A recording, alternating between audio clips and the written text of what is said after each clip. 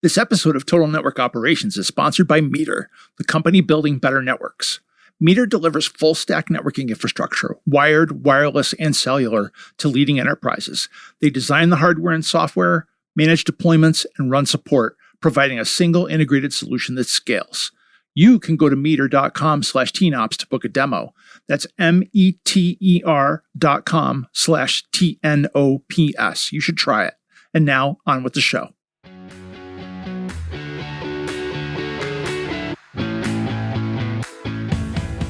Welcome to Total Network Operations, the project with a podcast dedicated to hardworking network operators like you who deliver all the packets. Our goal is simple: to drive conversations on great ideas in NetOps. I'm your host, Scott Robohn. We're going to dive right into our conversation today. We're live at AutoCon 4 in Austin, Texas, and it's my distinct pleasure today to have Len Bosack with us.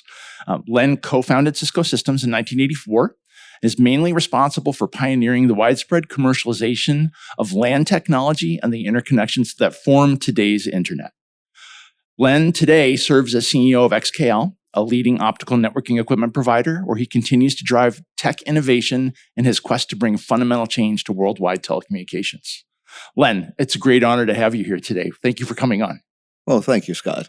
I have the official version of who you are, but why don't you give us the next level down of Len Bosack? Well, I started out to be a mathematician many decades ago, but it turns out there just weren't any jobs in the 60s. So, well, looks like engineering was something you could usually get a job in. And at that time, that meant computers. All right. And being a mathematician, you very soon fell in with the computer scientists. Sure. Time goes by. I start out at Bell Laboratories, which was, now it says Nokia Bell Laboratories, which is a little shock when you see the sign, but well, there you go. Anyway, one thing led to another, how do you say? And as I say, it turned into computer science. Then at one point I went to the then small company of Digital Equipment Corporation outside of Boston. And they made the PDP-10s. Okay. And those were the machines that in some sense were the most popular on the ARPANET for compute servers.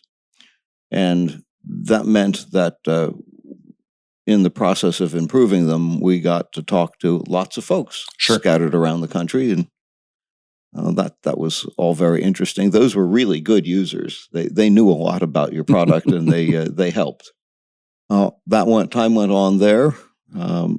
By the end of the 70s, I decided that I was getting to be more interested in this networking stuff. You know, having worked with them and having used the ARPANET. So went out to Stanford. Computer science to get another notch in the union card, and that happened, and hung around there for a few years helping to run research computing. So in the process, I built at what was at the time the fastest computer network interface. 10 megabits used to be fast. It was for a very long time. And the ability to run multiple 10 megabit interfaces all at rate with back-to-back packets had never been done. So, a little curiosity. In the process of building those networks, ARPA was encouraging us to do IP everywhere. Okay. And sure, we gave it a try. Was there conditions at Stanford that helped drive some of this innovation? Did anything special come out of that environment that was helpful? Well, you have a whole lot of intelligent people, and it takes a certain amount of focus simply to get through the academic program there. You don't do it by idling mostly. You're going to have to want to. Right. And that leads to people who have focus and interest. There are so many people who contributed in various ways. Also, at the time, the Stanford University Network Project was underway. This was a project to build a workstation, a networked workstation. We had, Xerox was kind enough to give us 32 Alto 2s. And the experience with those led a lot of people to believe them, this was probably going to be something like the future of distributed, personal computing, if you would. Sure. Individual computing, not what it later came to be called. And that was, Andreas Bechtolsheim and Forrest Baskett. And they had produced, were producing processor cards for frame buffers. And important to us, it turned out, was a networking card. Right. And so if you take the processor and a couple of those networking cards, you can make a switch. And we did. And we had probably had the first recorded broadcast storm. It took hours before we interconnected systems that were allergic to each other. Sure. And well, that's it was a puzzle at first. Sure. After you unpick that, you sort of say, we need to do a little better here. Eventually, other folks scattered other places in the university took that code and those ideas and started to make a router. Now, understand, we started out with a different internet protocol. We started out with something called the PUP protocol, Park Universal Packet, which was put together by our colleagues over at Xerox PARC. And so our very first router was a PUP router. Okay. Now, it wasn't, by today's standards, much of an internet. It was a 16-bit address, 8 bits of network, 8 bits of host. But at that point, 256 hosts was an inconceivably large number. We'll never need more than 256 clearly, hosts. Right. Clearly, we'll never need more than that. And what time frame was this, roughly? 81. Okay. As time went along, now, of course, our friends at BBN, we had 2 imps. We had one at Sumex and one at Maine Computer Science with the AI project and the other things associated with it. We also had a terminal server, that is to say, a TIP, terminal imp. And that provided dial-in serial support. It was, for its time, quite a nice computing environment.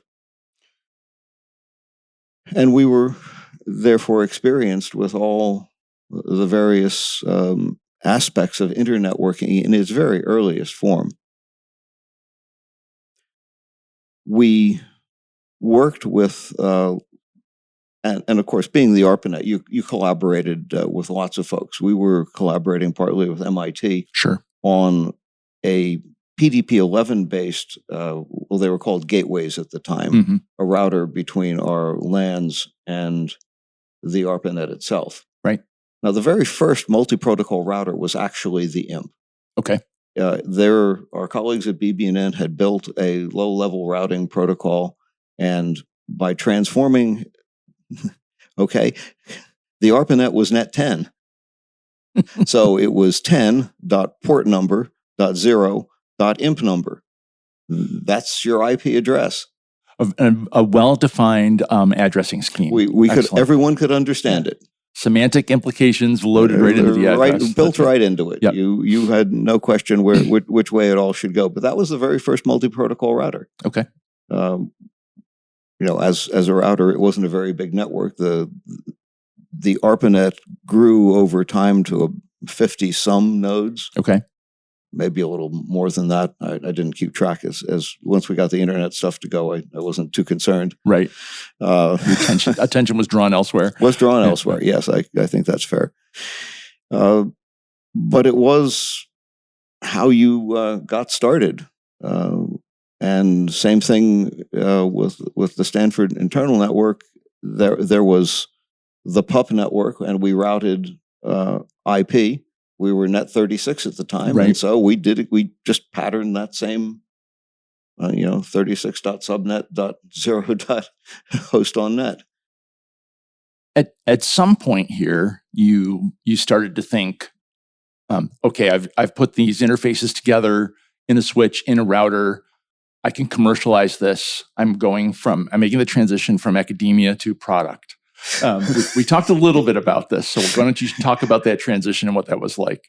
Okay, you might very well think that was a fairly early consideration. Oh no, it wasn't. Okay. We were solving the problems of the research computing community, Right. and after a while, we started the word spread, and we started to get requests from our buddies scattered around the country. I'd love one of those. Hey, guys, could you just make a few of those? We're happy to pay you.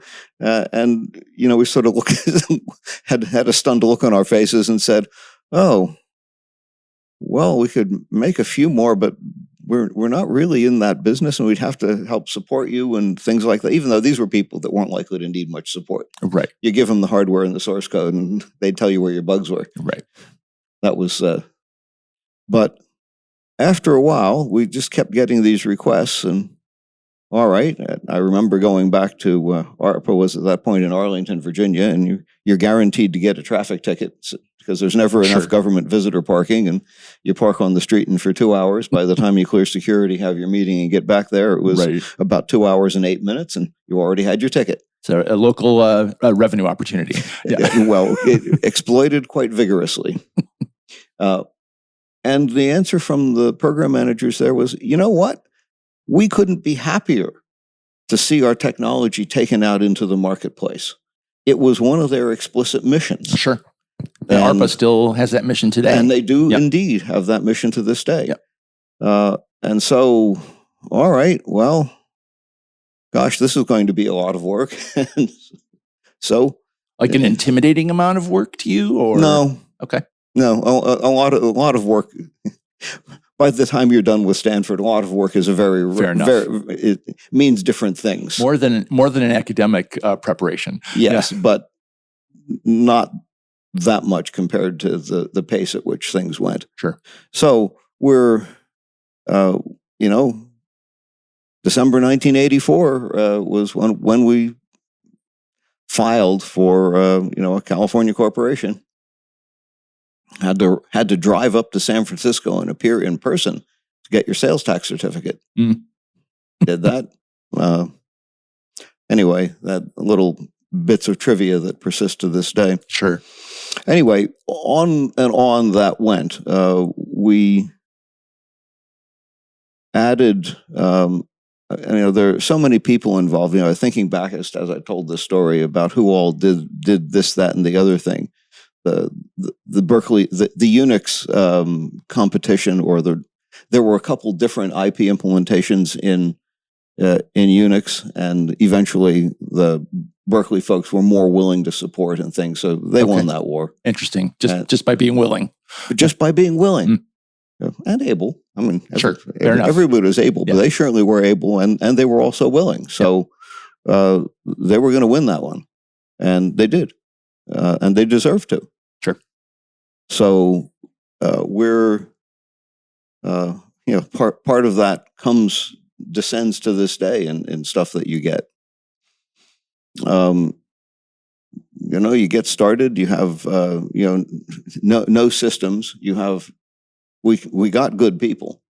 They were all, capable people and willing, but you certainly have no systems underneath them.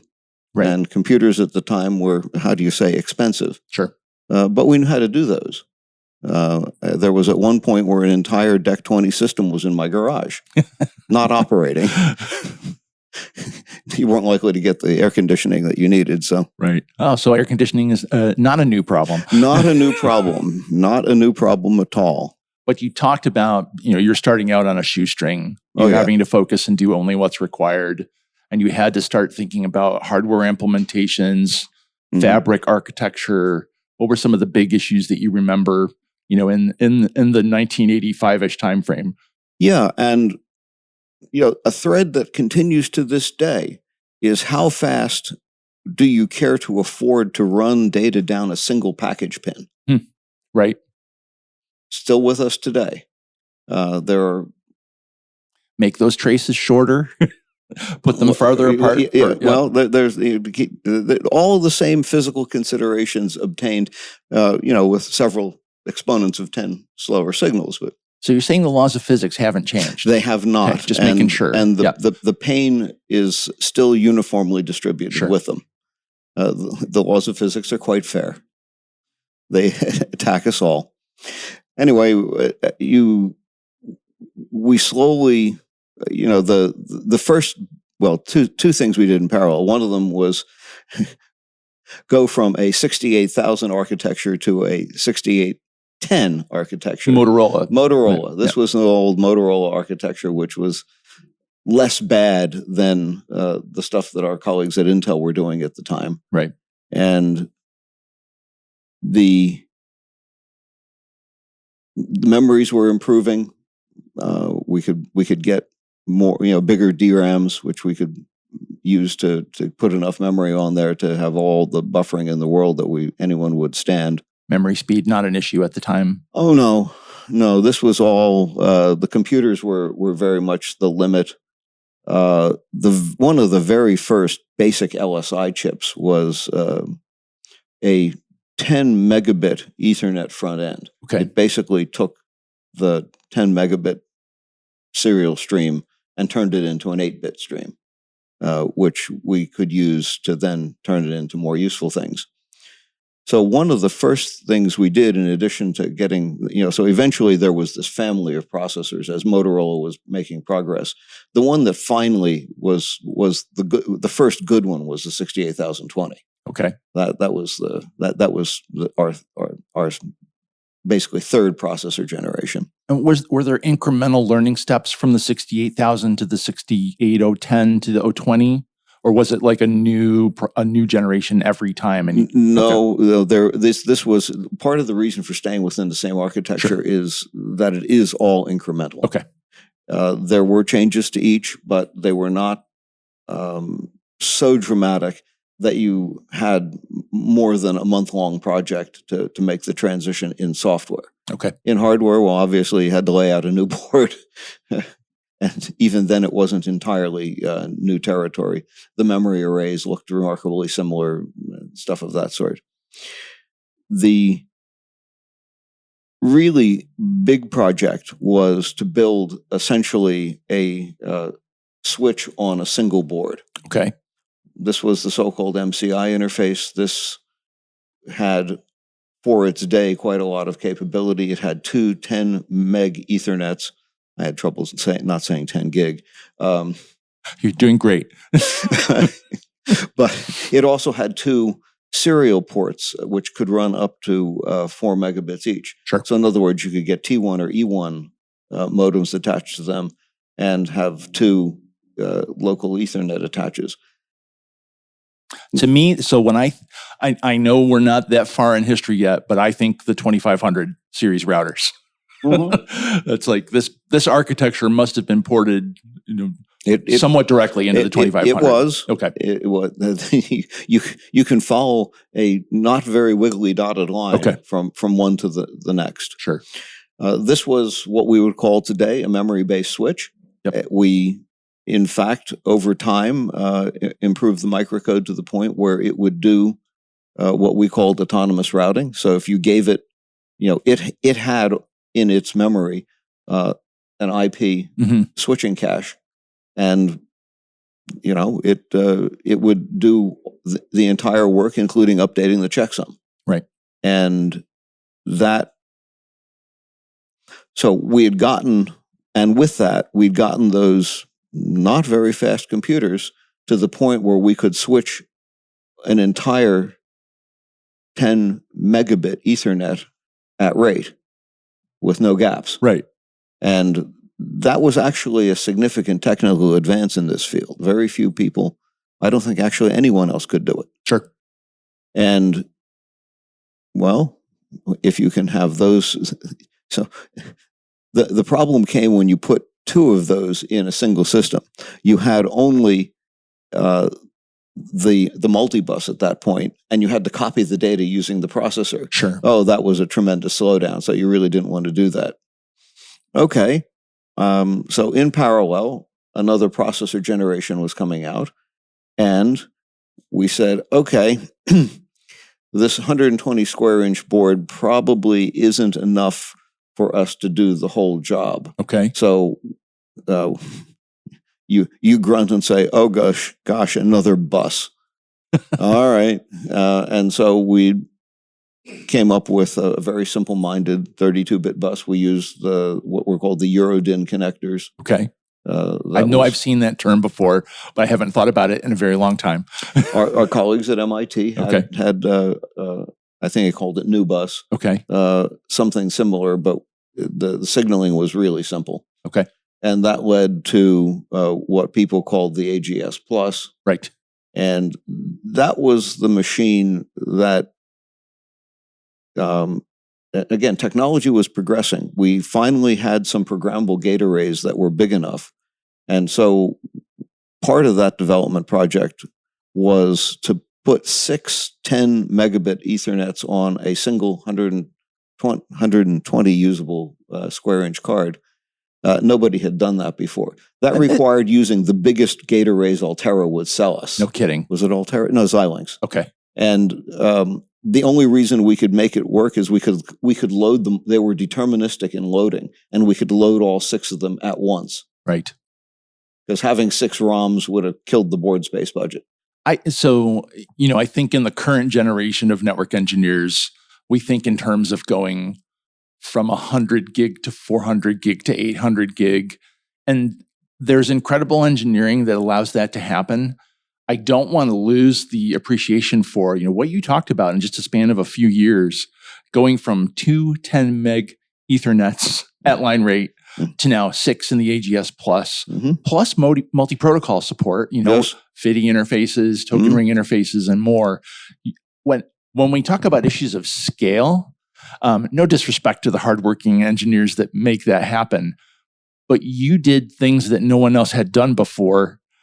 And this transition to 400 and 800 gig and beyond, we're just changing the denominator. Well, it's established. It's an established path. Right. We had to make decisions that were fundamental and largely had never been worked out in their consequences. Right. So you do your best to model what was likely to happen.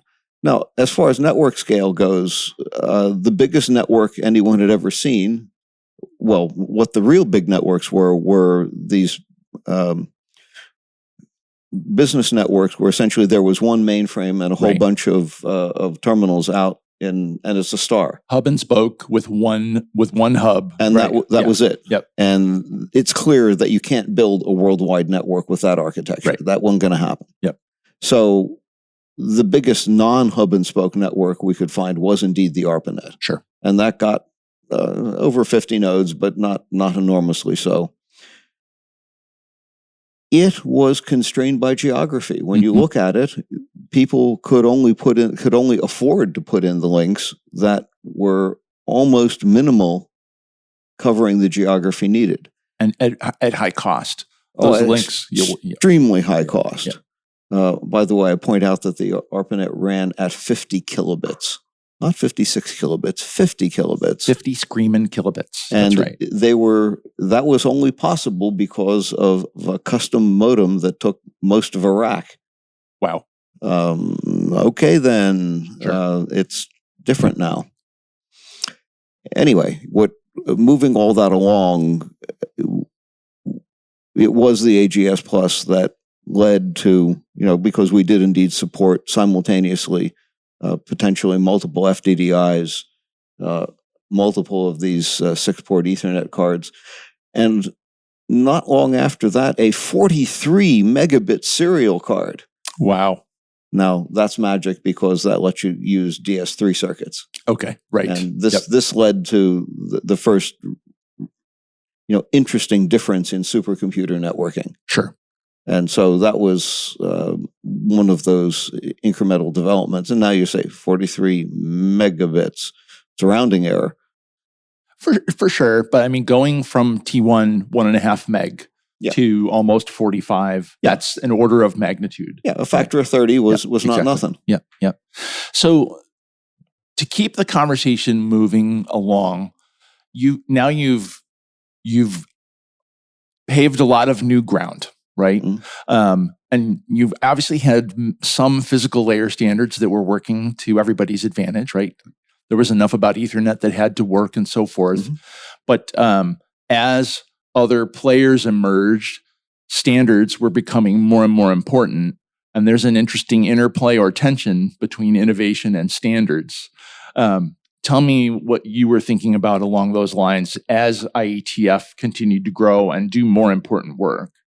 Well, we didn't know it was more important. Okay. I have to tell you that's a really interesting reaction. That was, it was just solving the problems that came up. Sure. And they turned out to be ever more complicated and involving more and more people. By the way, one reason why you sort of say, 400 gig router port, 800 gig router port, it's just ordinary. There is now an enormous amount of money involved. Oh, sure. Yep. And so, certainly LSI technology was available, or VLSI technology was available, but that was so far away from the things that we could afford to do. Sure. Partly because it would take so long. Right. And we had to actually move faster than that. Right. Things were changing at a tremendous rate. The stuff that I described went from 85 through 88. That was a tremendous rate of progress. Sure. And it was, mostly because that's what needed to be done to get in advance. And we were prepared and we did it. So yeah, the IETF turned out to be important. It was originally, very casual and not very regularly scheduled. Sure. And then it became more scheduled. It got to be once a quarter, and okay, that was the big change. And that could keep a full-time person busy just supporting, 4 IETF meetings a year. Yeah. Well. Or more than one person. And things were growing. Things really were growing.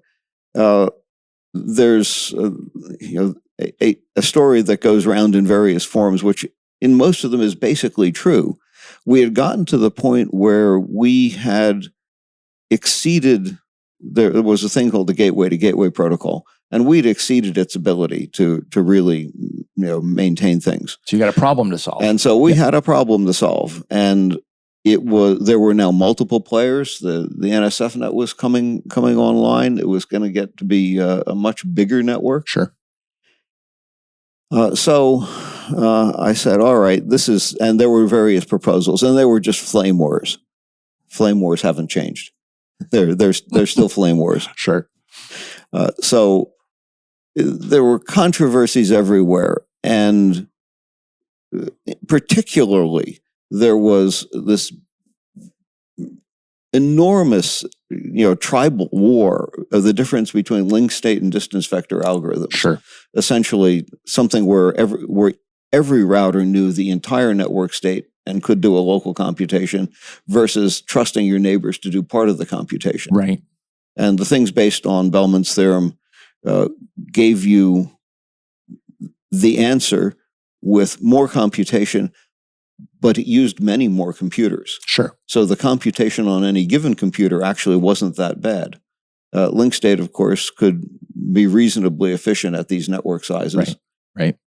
People hadn't heard about the sorting limit on Dijkstra's algorithm, which, by the way, recently has been overcome. But so it was a flame war. It became a religious and tribal conflict. So in order to make progress against that, I basically sat Kirk Lougheed and Jakob Rector down in the cafeteria at the old MCC in Austin, as we sit in Austin. As we sit in Austin, Texas, recording. Yep. And they weren't. I wasn't going to let go of them until we had something. Right. And that led to the, and I'm surprised, but the images of the napkins have been preserved. I have that picture. Yep. Yeah, the famous 2-napkin protocol. Yep. And the importance of not over-specifying things in order to get agreement. Right. And that's why it was possible to get, it was the minimum workable protocol framework. Right. Not having to re-engineer TCP, just use TCP. Right. Because it became apparent to me that people were continuously re-engineering that same problem. Yeah. No, I've got this building block. It's a function block. Just use it. Yeah. So we reused it, and you'll notice what's not there. There was no mention of decision protocol. Right. What we were computing was reachability and routing. Right. And that has proved surprisingly durable. Extremely durable. Right. When was RFC 1771?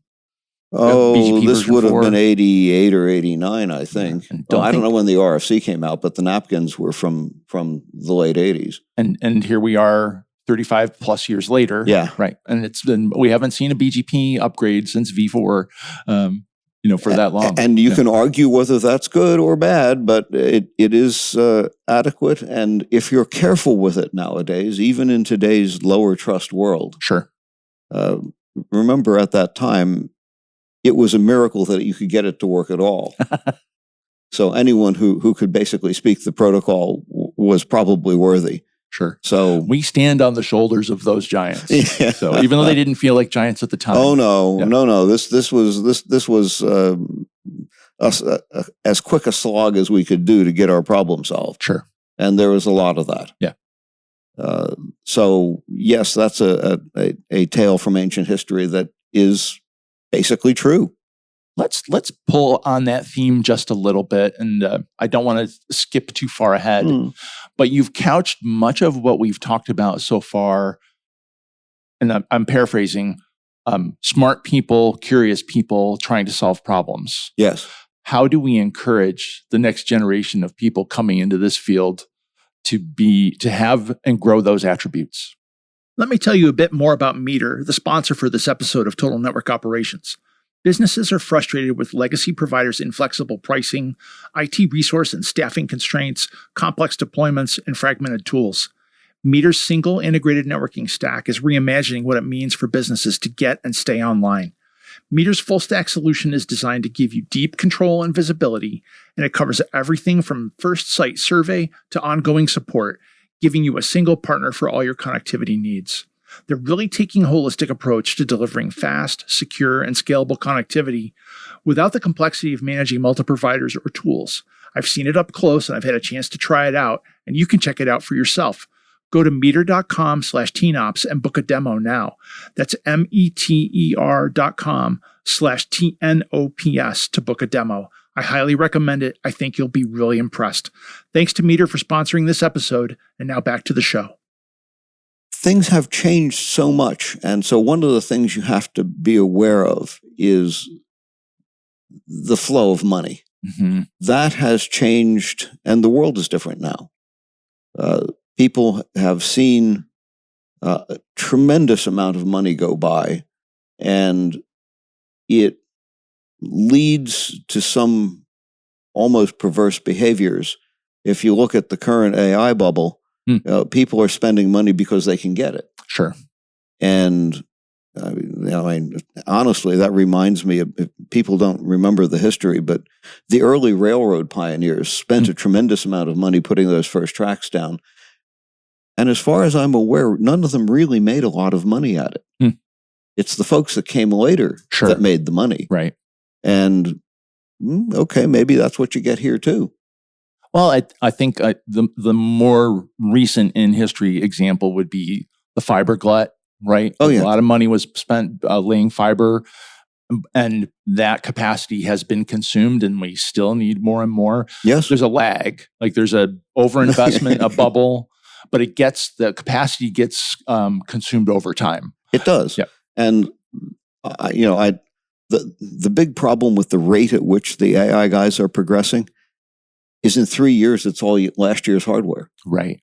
Maybe next year, it's last year's hardware. It may, given the flow of money, I'm sure, look, the folks at TSMC are flogging their process development as fast as they can go. Right.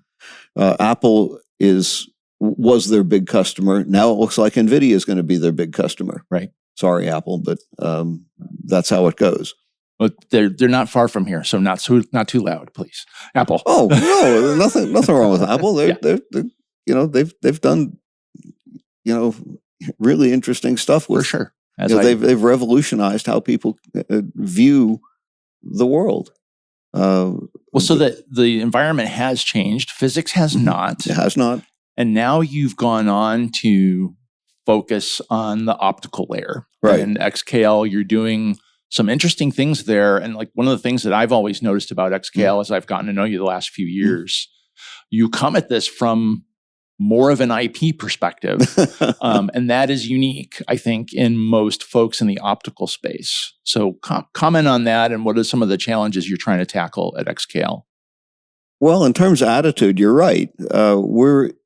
We realize that what people do with this, you don't do optical data communication for its own sake. Right. It's, where did those bits come from? Right. Where are they going? And the answer is IP networks. IP has one. It's what there is nowadays.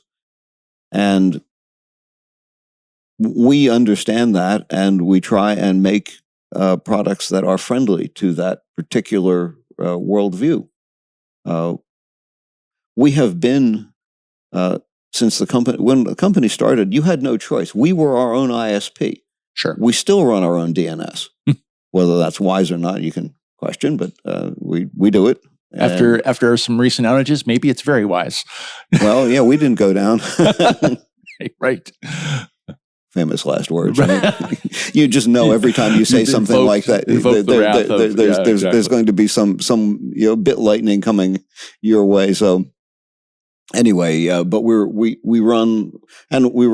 still have to run our own mail system. It gives us the ability to do some interesting things. Right. So yeah, we essentially come from the experience of IP networking, and you can see a lot. Even in the way our command language is structured, if you can get away with talking to a Cisco router, you'll find it quite familiar. Okay.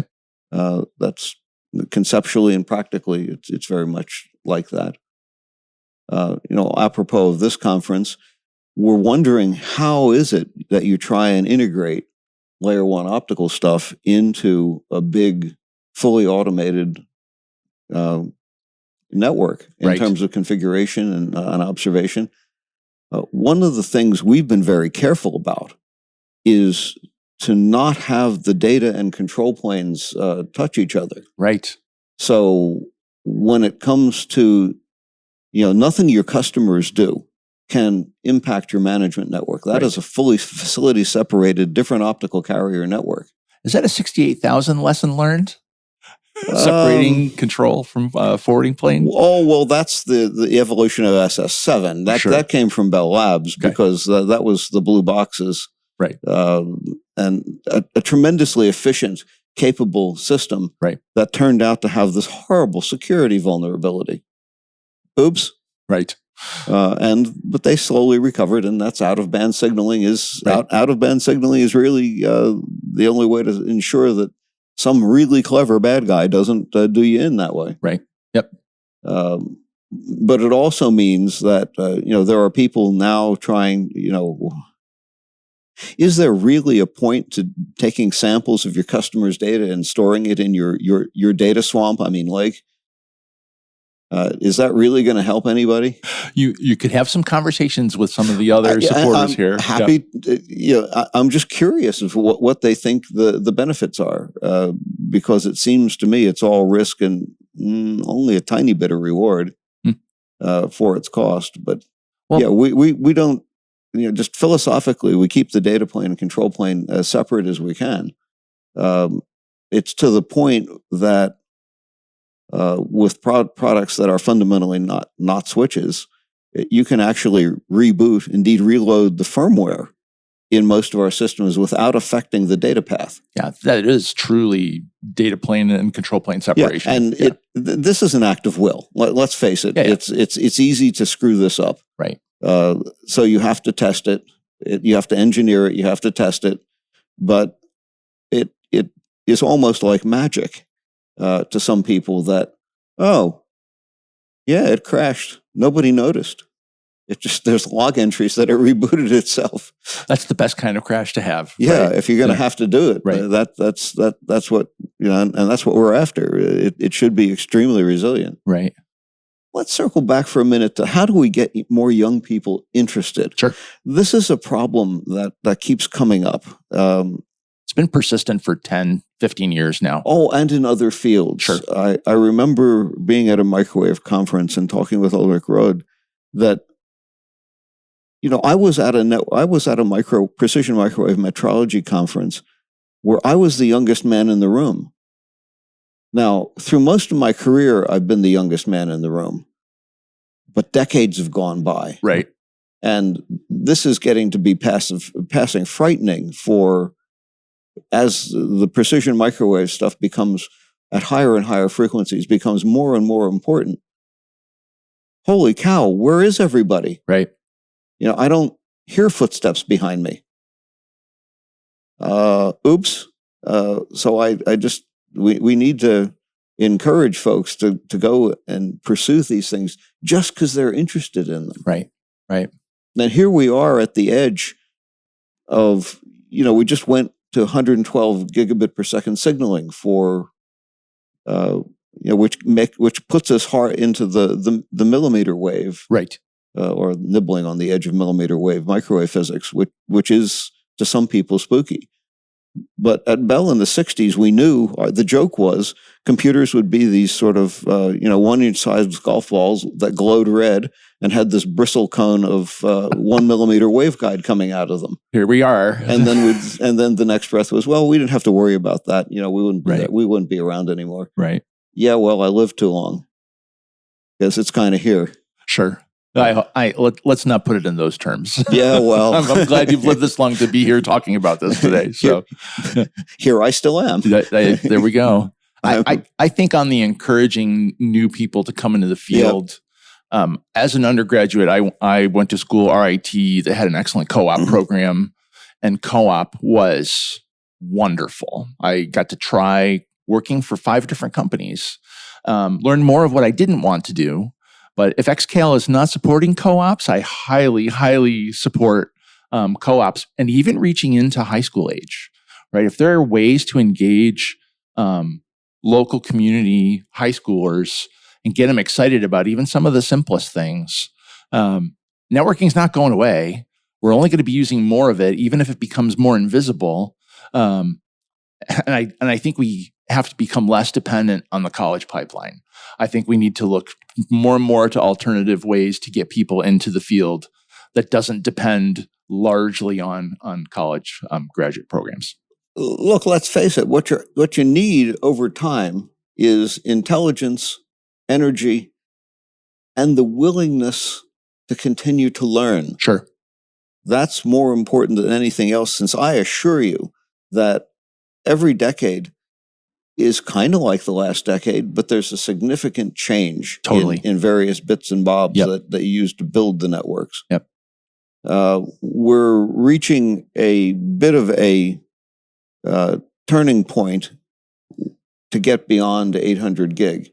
Well, here we are, and the problem is back to physics. Right. It's the heat that's Yep. getting us. Yep. 800 gig things take about 30 watts per. A package that Per port. size Per port. Yep. in the line sides. Yep. That's about it. It would take weird air moving apparatus, or now even liquid contact cooling, to go much beyond that. Conveniently, certainly, or with a machine that you'd like to stand near. Well, liquid contact cooling seems to be growing, and there's innovation there. The supercomputer folks. I was at a supercomputer show, and the demonstration nodes from the next big thing had 2 3-inch stainless water pipelines above it. Right. So, you're not distributing chilled air anymore. You're distributing chilled water. Yep. But even that has a limit. Yeah, for sure. Right. The specific temperature of water is only going to let me remove so much heat. Well, even worse, when the heat flow gets high enough, you get something called film boiling, and the heat transfer goes down. Great. Yeah. I've built systems that go beyond that, but it's not really a kludge for civilians. It's you have to be very desperate, and you're getting a result for a short period of time. Anyway, the power is going to get us. Do we really want to go to 200 gig pins to get to 3.2 terabits? Okay, folks, we can, in a research setting, probably make 400 gigabit per differential pair do something. Okay. But it doesn't go very far. How far? What are the maximum distances that you can? 2 centimeters. Okay.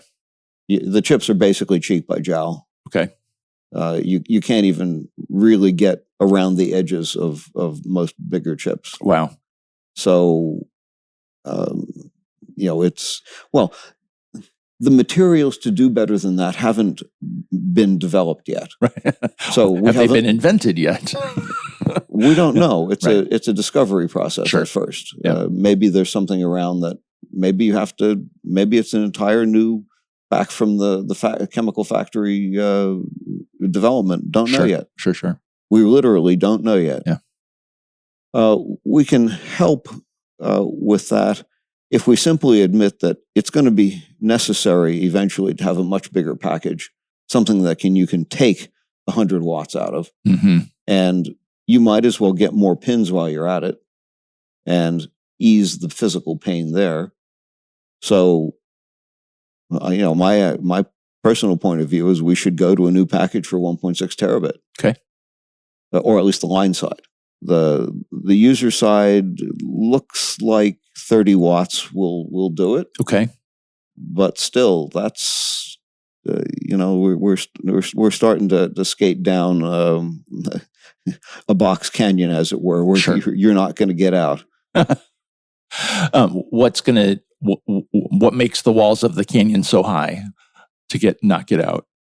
Just getting the heat out is the first one. Yeah. And second, there's nowhere to go on the physics of signal transmission. Right. If you have only 8 differential pairs per direction, you will ultimately, and packed that close, the crosstalk, the losses, you produce a problem that, practically speaking, you just can't design a useful board. Right. So this getting past 800 gig is really a significant leap. And there's lots of discovery that still needs to happen, creative packaging, heat removal, distances on boards and in packages. Yeah. There's still real work to be done here. There is, and it isn't that people haven't, it's not completely unknown territory. We've built breadboards, there are 3 nanometer chips that I've seen that actually have 224 gigabit interfaces. Okay. But even if you do that, you still can't go very far on your boards. Right. So what's going on here? Right. If you can do one more generation with again, changing everything in a given generation is a recipe for delay. Sure. So if you want to get there faster, change only a few of the things, give on the package, try and come up with a package that's going to be good for a couple of generations. Right. Certainly can take the power out. Take smaller steps. If you have more power to take out, use a denser modulation scheme. Right. Don't change, and that also the baud rate, the symbol rate, affects the optical bandwidth. And at 300 gigahertz channels, that's only 3 per terabit. You got about 5 or 6. Let's call it 6 terabits in each of the C and L bands. That's you're down into handfuls of channels. Right. It's not too many dozens before, and it starts to become hard to build a flexible network. Right. So maybe we'd be better off getting the signal, the modulation density up, and take partial steps on each side, both modulation density and signaling speed on the user component of that. So that's my take on what the industry should be considering very strongly. I don't know where it's really going to go. Right. This is another interesting thing. Again, there's now so much money here that the people who think they can master one aspect of this technology or another are going to be aggressively promoting that aspect. Sure. And it may not lead to a compromise that is favorable for the industry as a whole. I can't say. We've seen that movie before, right, on many different fronts. So it helps anybody listening to this, get a little educated, right, and make sure, are you caring about the right things, versus the one technology that's being prominently put out in their marketing literature. It's great to beat your chest about what you're really good at, right? Oh, no question about it. And people should be proud of their products. Sure. I have no, even those silly 5G telephone ads were more, in my view, about enthusiasm with what might be possible than it was about overselling a particular thing. Sure, for sure. And unfortunately, both views simultaneously are true. Right. So I have no problem with people being enthused about their products, but you should have a little broader view about, well, what's the next one after this? Have we exhausted essentially every technological alleyway, and this is nothing but an alleyway? Right, right. So I think a little systems view here will give you, could we have a package that lasts for more than one generation? Okay, that makes all our mechanical engineering doesn't have to start from scratch each time. Right. And that takes a while. Sure. It takes longer than anyone is comfortable with, but it's what it is. So you've laid out a bunch of interesting problems for any enterprising young person who wants to come in and dive in. And the intelligence and energy and willingness to continue to learn are the things you need to succeed in technology. Now, you could just as well go into biotechnology. Sure. Same things. Yeah. Yep. Tell you the same story. Yep. But, here's our problems. Yeah. We're still, how do you get people to go put forth the energy to deal with this neat stuff and its future? And have we as an industry thought through what a career looks like? Right. If you go around to any of any technical meeting, there's an enormous variety of paths that people came to it and where they've ended up. Sure. And how they've gotten step at a time. And I just don't know that there's any systematic thought about, well, what does a career look like if you undertake this stuff? You go through all the pain to learn about it. Sure. How do you keep learning about it? And how do you keep advancing? Is it the same doom that leads in every path, which is you have to go into management? No, I categorically deny that's the only outcome, right? Well, I'm hoping that that's not the only outcome. Yeah. But it has been the way that things went for decades now. Certainly, it is a common career pipeline and progression. So just a couple thoughts and comments on that. I did not have a career plan. I never had a career plan. And I'm not beating my chest about that. I probably could have done some better planning. In spite of my lack of having a plan, I've been very, very fortunate. And to your point about, does it always end up having to go into management?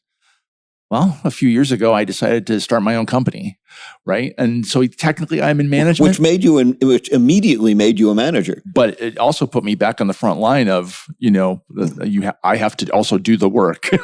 So yes, indeed. So it is possible. I do think as an industry, we're not doing a good job of mentoring, creating the idea of the utility of mentoring and providing structured programs. I'd love to see us as an industry do better at that. There was a time when the IEEE was at least moderately good at that. Really? Yeah, in the East Coast, this is from the days of radio. Sure.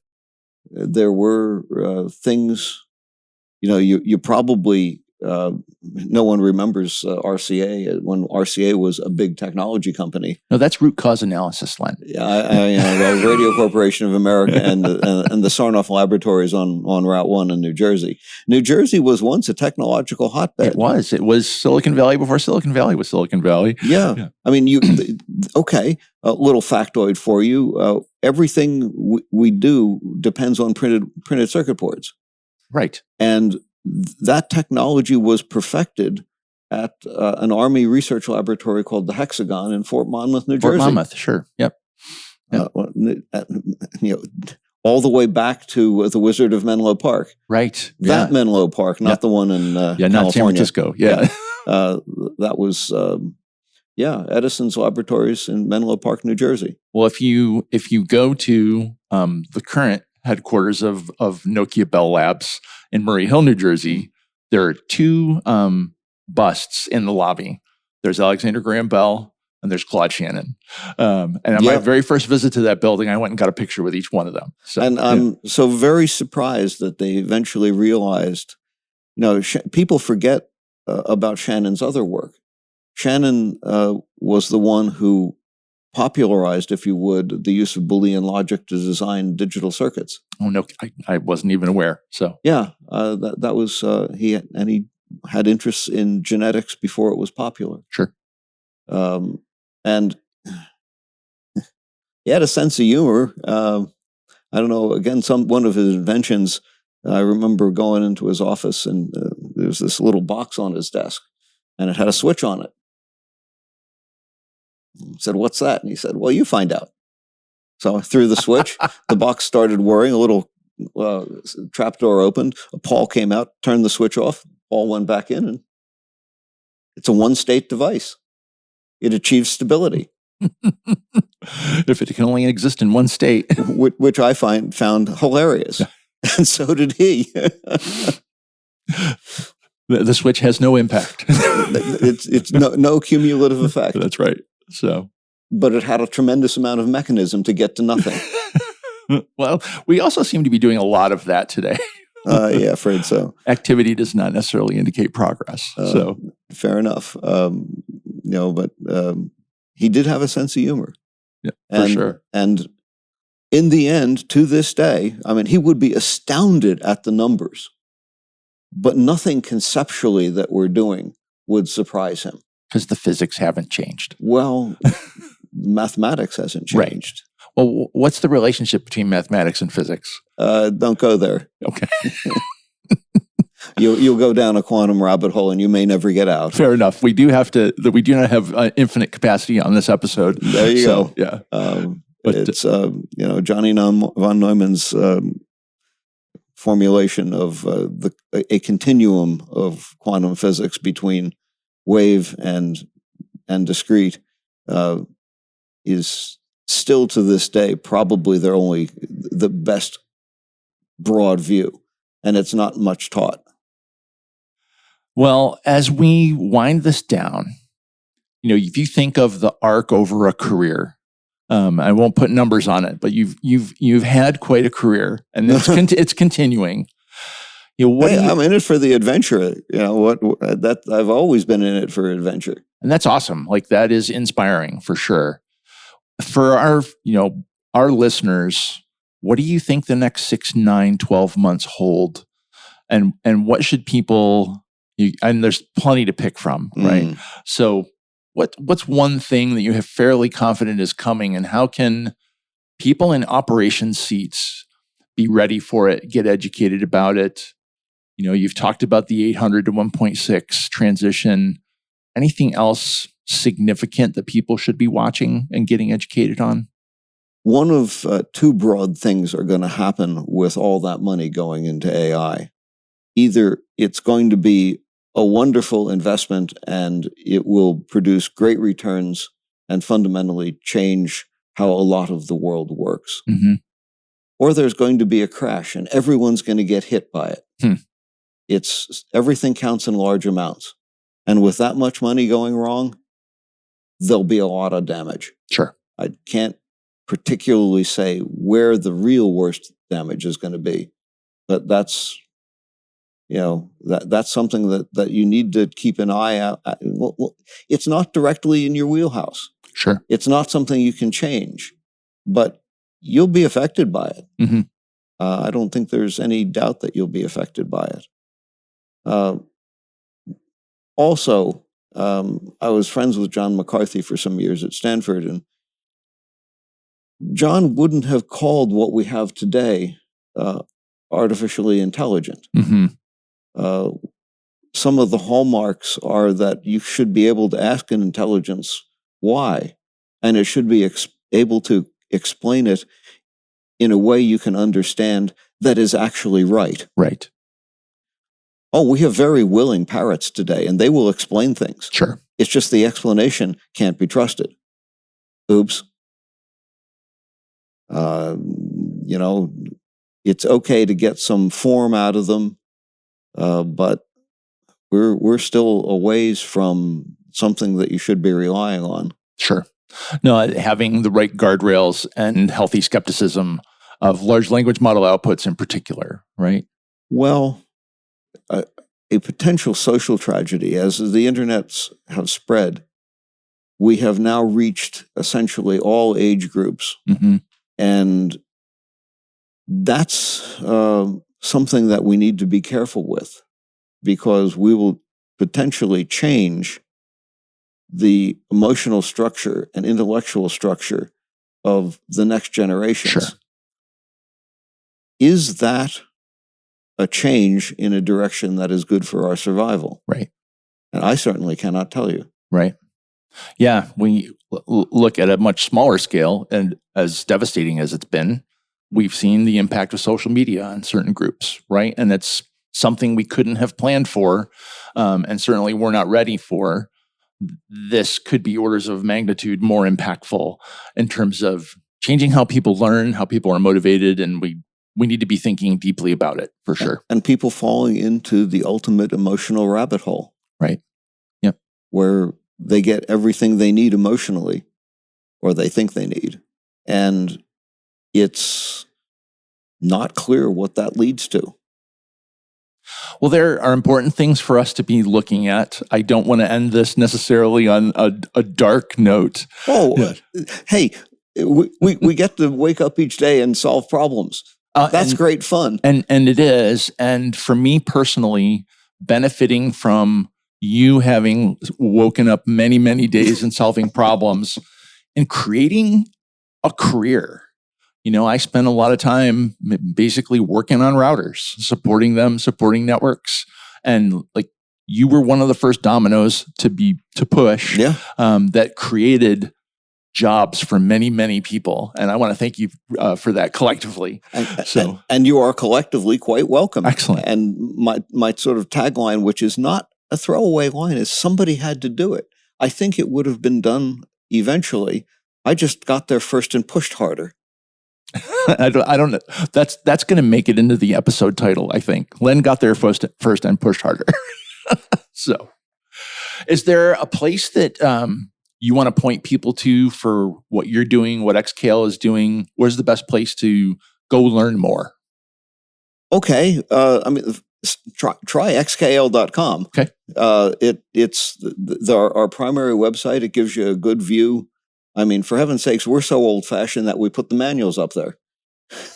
So, because let's face it, I'm sorry, manuals. Manuals. Could you explain? I'm not familiar with that. Documentation. It's it actually will remind you of things you can do, and that's the fundamental thing. Ultimately, you can, our sales organization, if you really need to get to me personally, which can be quite hard.